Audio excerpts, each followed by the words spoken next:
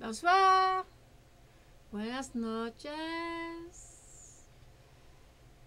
Es Planically otra vez. Le vendredi, le viernes 26 de octubre.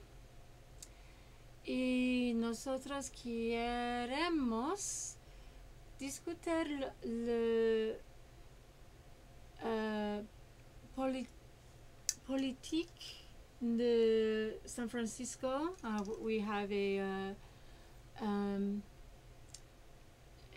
person, an esteemed guest, always here on Planically. And happy Halloween if you like Halloween. I'm your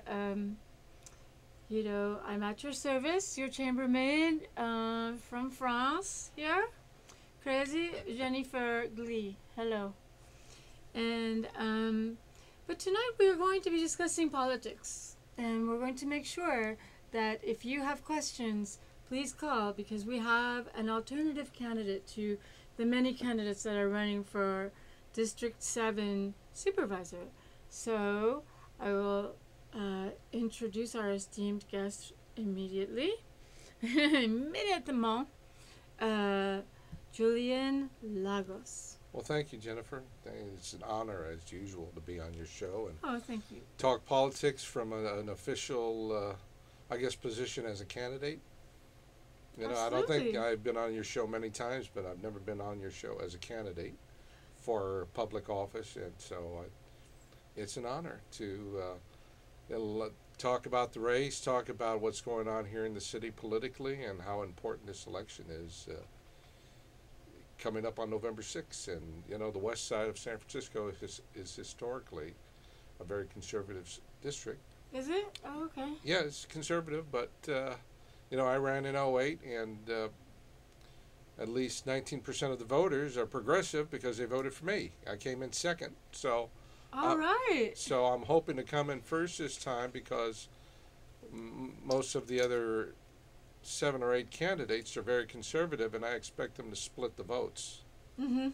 So under ranked choice voting, the candidate with the most votes wins. So I'm hoping I can pull it off, like Malia Cohen did in District 10 a couple of years ago. Mm-hmm. She came from way far back in the pack, and she won. She beat out the more how would I call it, the better funded candidates. She's relatively moderate to conservative. She beat out a progressive in District 10. But, hopefully I can do the reverse in District 7, which, always has a conservative supervisor. And that's because for that wealthy neighborhood, the Forest, whatever it's called. St. Francis Wood. St. Francis Wood is in your district, right? Forest Hill, and a lot of wealthy neighborhoods, a lot of 1%ers living on the west side. A lot of corporate people out there, but there's also a lot of working class. Sure. And middle class, and 38% of the voters or the residents are tenants. And before we came on the show, you mentioned to me that somebody gave you a progressive voter guide. Yes, they did. From the tenants union, and I am endorsed. Can we see? Yep. A little too close. Yep, the progressive voter guide.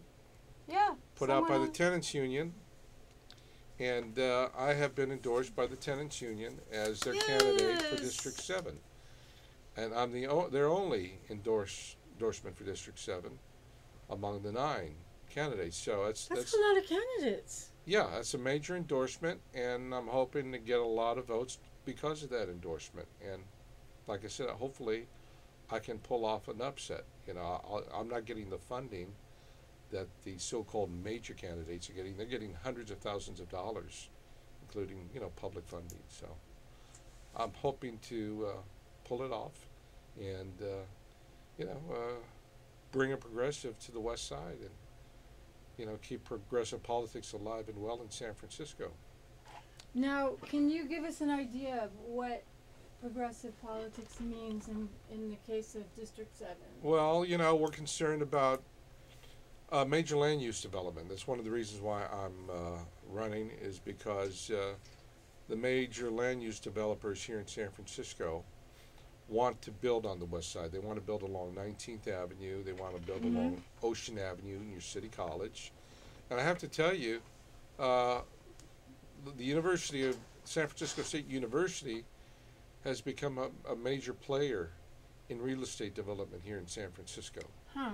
But it's owned by San Francisco State University is owned by California or the city? Well, it's owned by supposedly the people, but it's supposed to be owned by the people. However, there's a lot of special interests involved in San Francisco state politics, and that means real estate developers.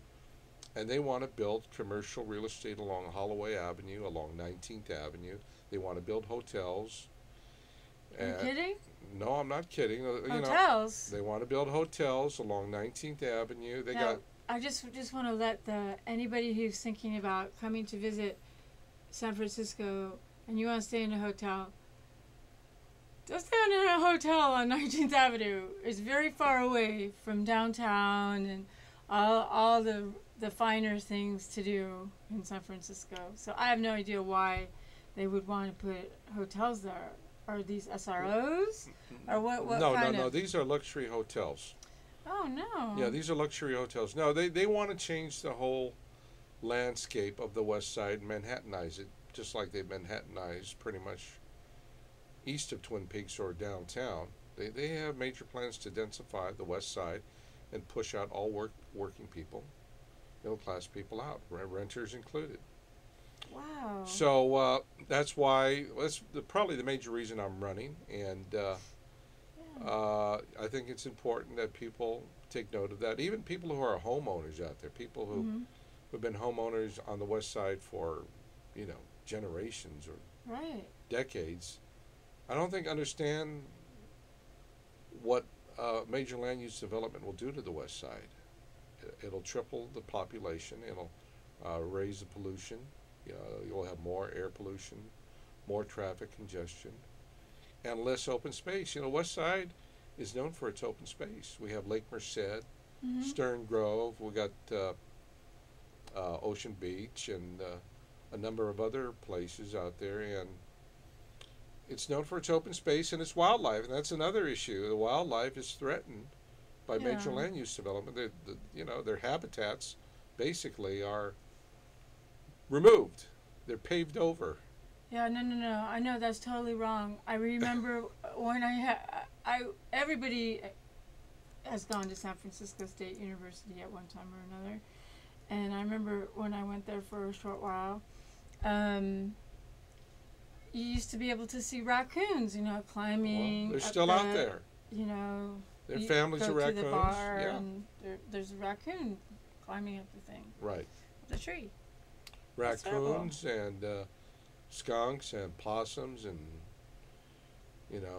I love possums. They Yeah. used to come in my neighborhood in Bernal Heights when I lived there. Yeah, we used to have squirrels out there, but they've gone away. I think mainly because of the pesticide use.